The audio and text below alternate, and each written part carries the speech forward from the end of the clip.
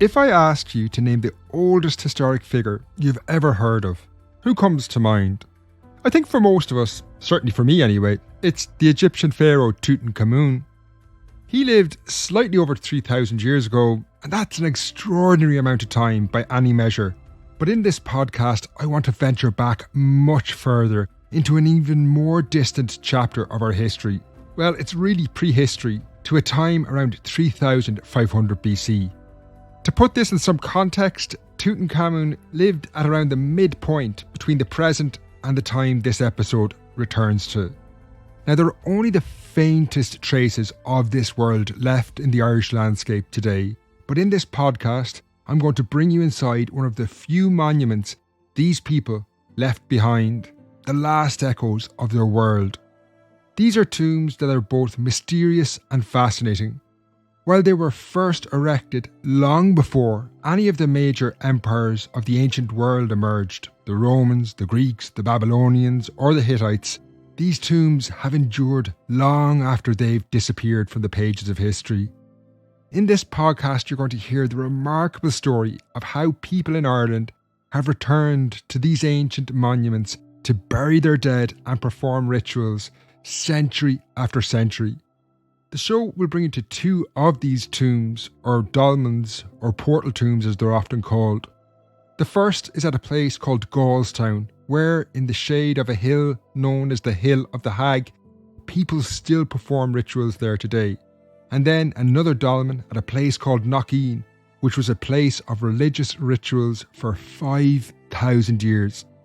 While the show is recorded at these tombs, I'm going to try and explain what they were for, why and how they were built, but also try and understand why people continue to return to these specific places generation after generation for thousands of years. Now, before we embark on this journey into the distant past, I'll just introduce myself. My name is Finn Dwyer, and this is the Irish History Podcast. I've just one announcement before we set off, and that's a quick reminder about my upcoming live show at the Cork Podcast Festival.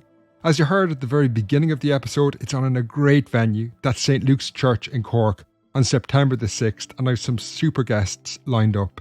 It is the first and possibly only live show of the Irish History Podcast in 2024. I have tickets in the show notes below, so get yours today because they're limited and selling fast. Sound on this episode is by Kate Dunley. Now, with all of that said and done, I'm about to get on my bicycle and head out to Gaultown Dolmen, where we'll start this incredible journey deep into our past. To start the episode, I want to give you a sense of my surroundings, because that's going to be a really important part of this story about tombs that stretch back 5,000 years. So I've cycled about 10 kilometres out of Waterford City, and it's brought me to a place called Gaultown. And I'm making my way up to what's known locally, or beyond, across the country even, as Gaultown Dolmen. Now, that's a 5,000-year-old tomb. But before we get into that, I'm going to give you a better sense of where I am right now. So this journey out of Waterford City, it took me down what you might describe, I suppose, as a quiet country road. Then I came off that country road onto what is a private road, but the owners of this property make it accessible so people can visit the dolmen. And I'm making my way up now this private road.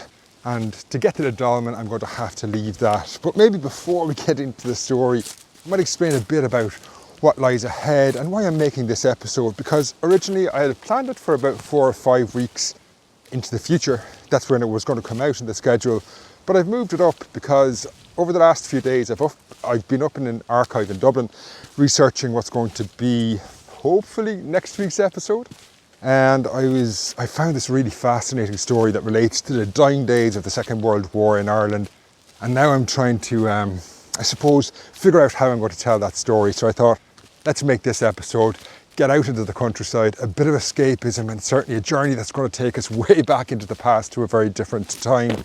I also thought that you might enjoy a bit of escapism, I suppose. There's no doubt we're living in pretty hectic times and what's been a few dark weeks, certainly in Ireland and across Europe. So I thought a story that would take us to a different time and place might give you a bit of escapism. So hopefully over the next half an hour or so, we'll talk about a time and place that's very different from our own. Now, I've just walked off that private road I've talked about, and I'm making my way up this muddy little path that leads up to the dolmen.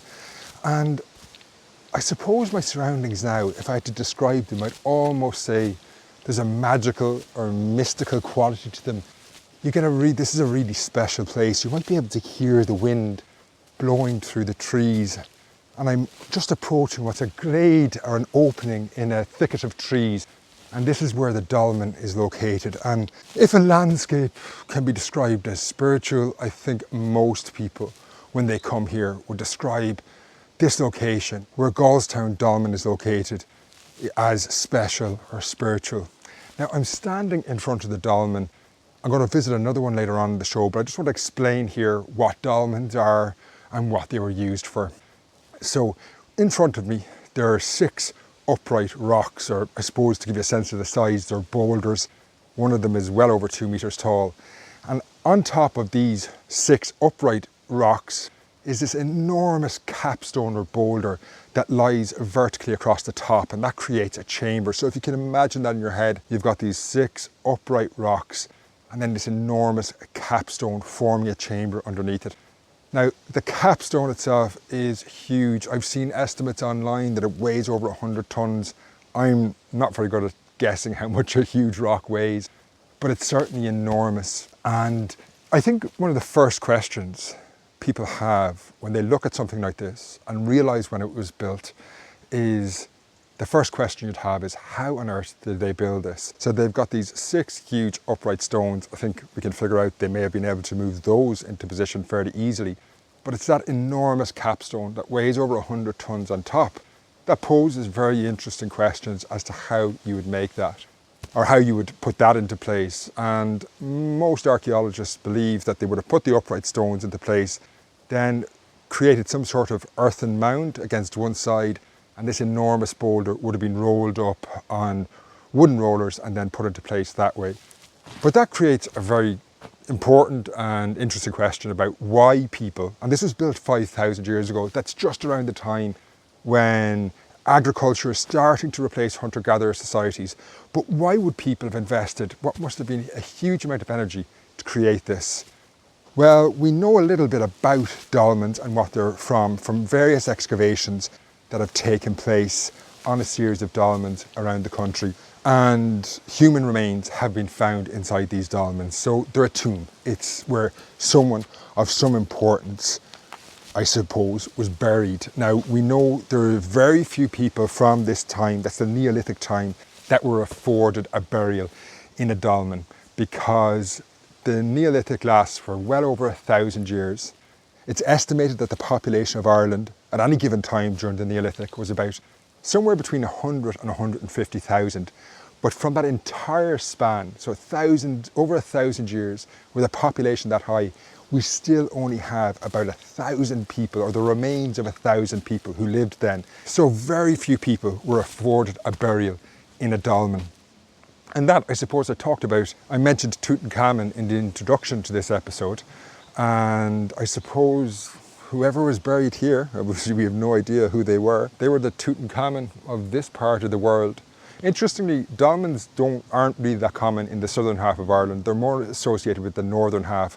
But around Waterford, there is a cluster of them.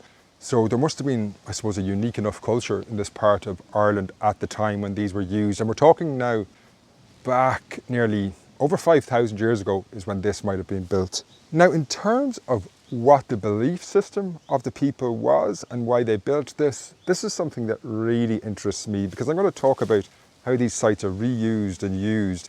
And it kind of begs the question, is there something sacred about this landscape, or why are humans returning here over the centuries? Well, and I suppose I should say the millennia as well. This is thousands and thousands of years old.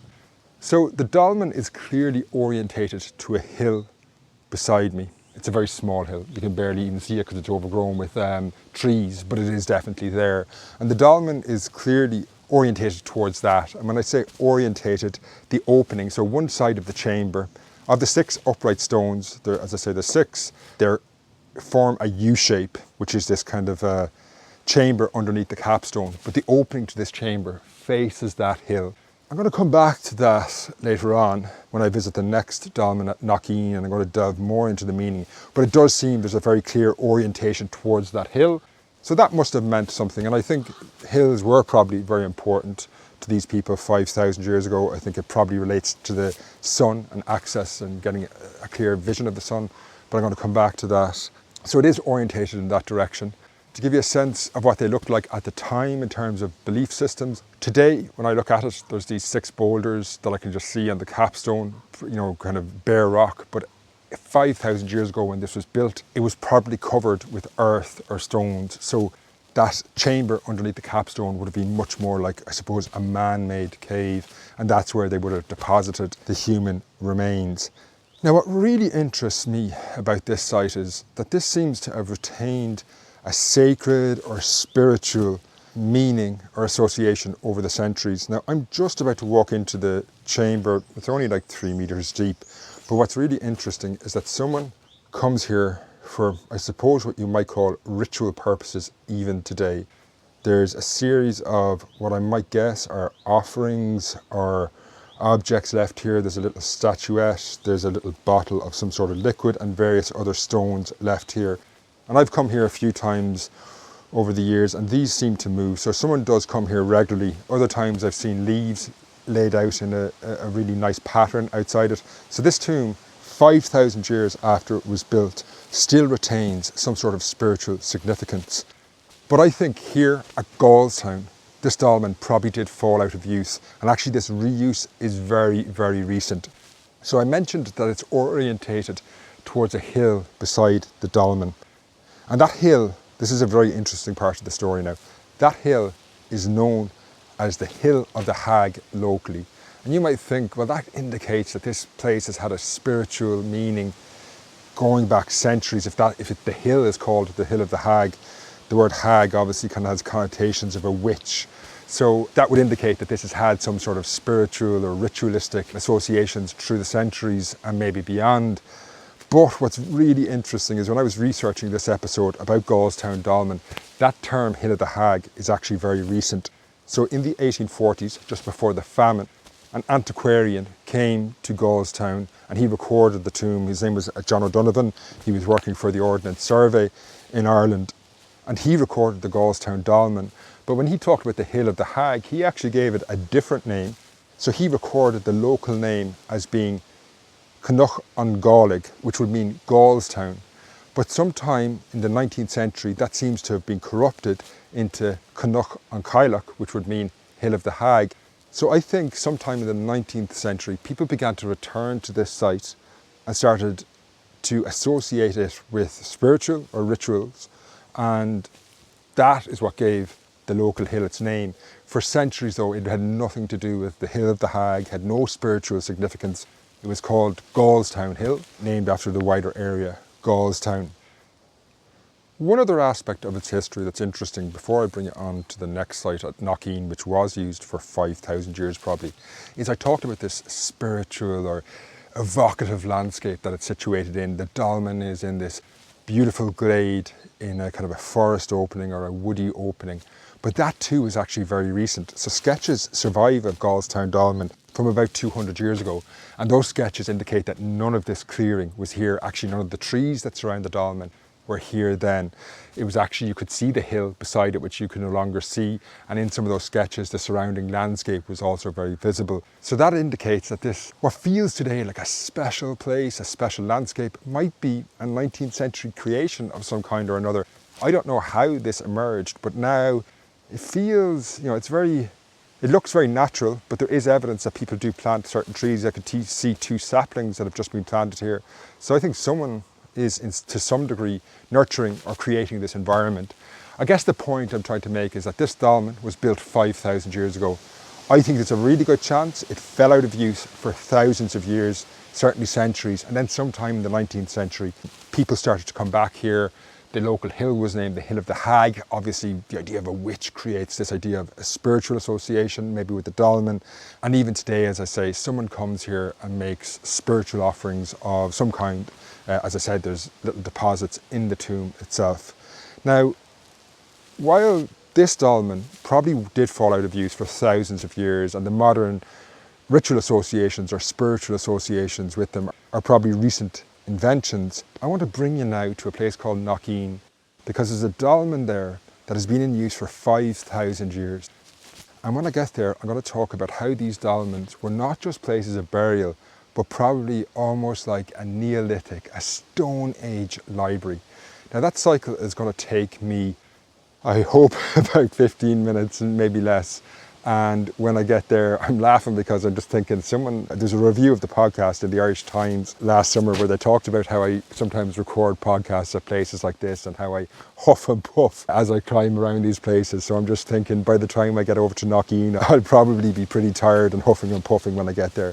But look, I'm going to cycle over there and I'm going to continue the story over at Knockeen. And that's where we're going to take the story right back 5,000 years or more into the past. And at Knockeen, we'll be able to trace how people returned to that site over 5,000 years ago. There's even a church there today. So that gives you a sense of the span of time. And I'm also going to ask or try and understand what is special about that landscape. Why did people come back there again and again and again? So I'll pick up the story in about 10 or 15 minutes when I've reached Knockeen.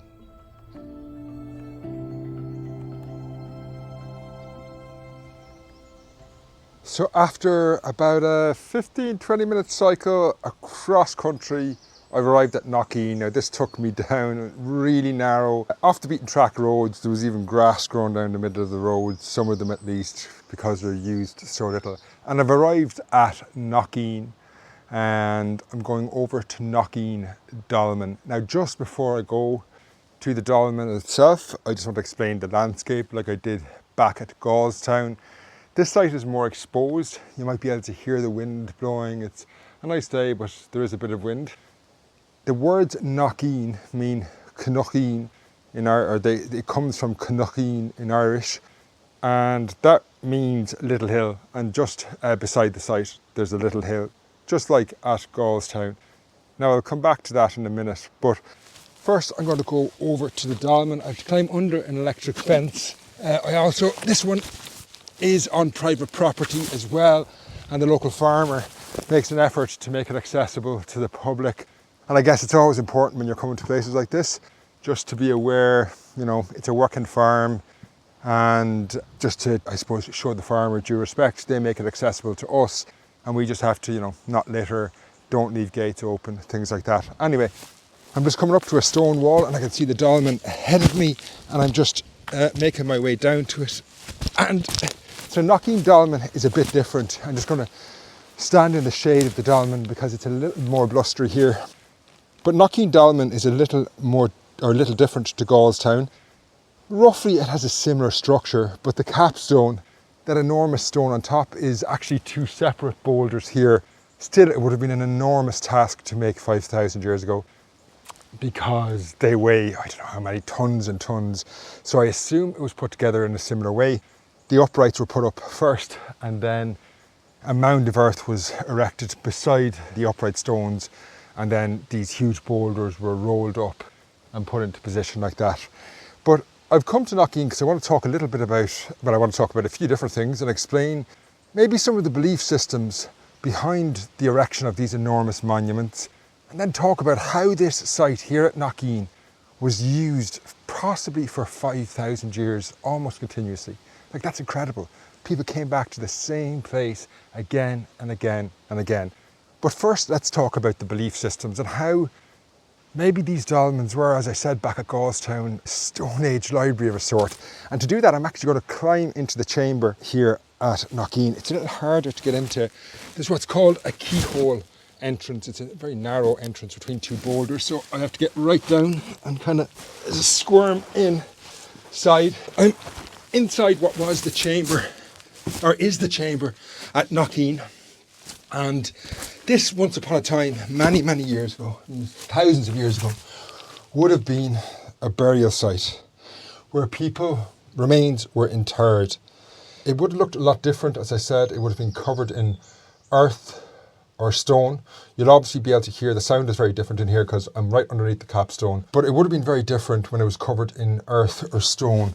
This chamber, which is bright today because light can get in. Between the stones would have been dark, and you can just imagine what it must have been like if people were coming in here with flickering torches, and illuminating the chamber inside. But like the idea of a naked flame kind of dancing against the rock would have made it a very evocative place. But it's thought, and this is where the belief system comes into play, but it's thought that these places weren't just somewhere where people were buried, but also it was a place where people would come to remember the past and remember the dead. Now, I think to an extent we do that with graves today. We visit the graves of lost loved ones and we think about their lives. But Gabriel Cooney in Death in Irish Prehistory, it's a great book. I'm actually going to try and get Gabriel Cooney on the podcast to talk about some of these things because I think it's really fascinating and a part of history I don't really cover that much on the show. But in that book, he talks about how people in the Stone Age, in the Neolithic, that's like, the first farming in Ireland, around 5,000 years ago, would have come here to where their ancestors were buried and their bones were, and told stories about their lives and the generations that had gone before, and maybe told stories about why these monuments were erected.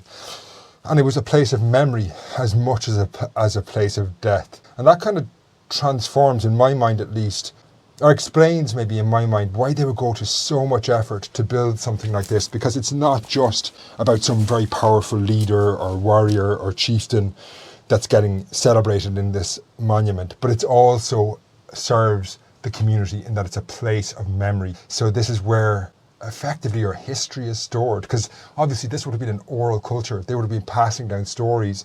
There was no writing, so stories had to be passed down. But it would have made those stories very differently if you're coming in here and this is where the remains of those people you're talking about are buried. Now for me, what makes Knockeen more special than Gaultown is what's around this dolmen, because the dolmen itself is spectacular, but around it there are other sites, other ritual or spiritual sites that indicate this may have been a place of spiritual significance, religious belief, whatever we want to call that, for 5,000 years. So to tell you that story, I need to climb back out of this tomb and then right back down. You can't even kneel to get out. You have to kind of get right down onto my back and pull myself out. So I'm on the ground outside the dolmen now. And when you're here, you realise that the dolmen is actually, in the 21st century, is not the focal point of this immediate landscape. It's not the central feature at all. So right in front of me is this forested enclosure. Like when I say forest, it's, I don't know, maybe 200 trees. It's a woodland glade might be a better way. But I'm going to make my way in there because I want to talk to you about what's inside this glade. So through the Middle Ages, right up until the 18th, 19th century, what is now a woodland enclosure, a woodland glade, was actually the local parish church for the surrounding area. And it was referred to, or it's known in history as Kilburn. Today, it's a complete ruin. But for example, there's still tombstones here. And I'm just going to make my way over to some of the tombstones and see if there's any dates on any of them that might give us a sense where the last person was buried here. I don't think it's used today. There's a stone here that's pretty legible. The person buried here, I think it says 1790. I suspect some of the other stones are more recent, but it gives you a sense that this continued to be used right up until the 1790s.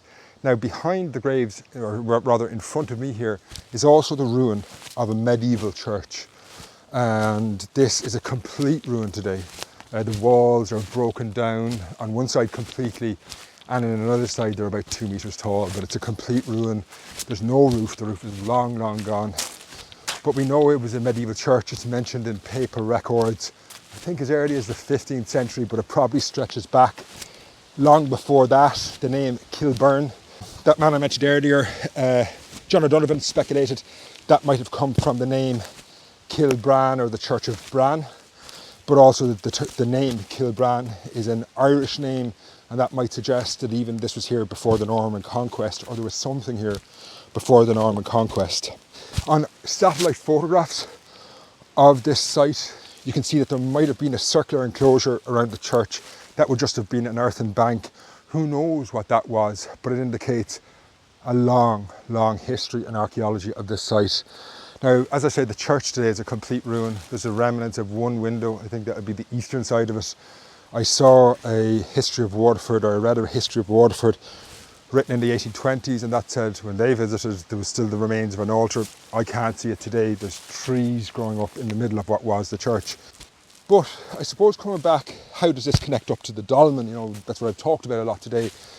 And it is very interesting to me that at some point, when the first Christian site of worship, if we want to call it that, was built here, probably long before the medieval church, it's interesting that they didn't demolish the dolmen, or they didn't move away from the dolmen, but the dolmen is actually incorporated into the walls of what was the first church.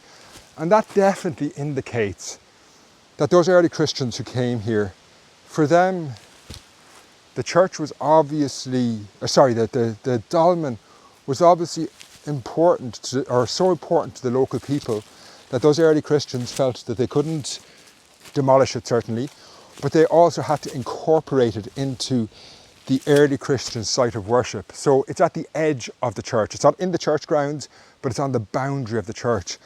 And that obviously suggests that maybe, say around 1500, 1600 years ago, when Christianity was starting to take hold in places like Waterford, that early Christians were settling on sites of existing worship.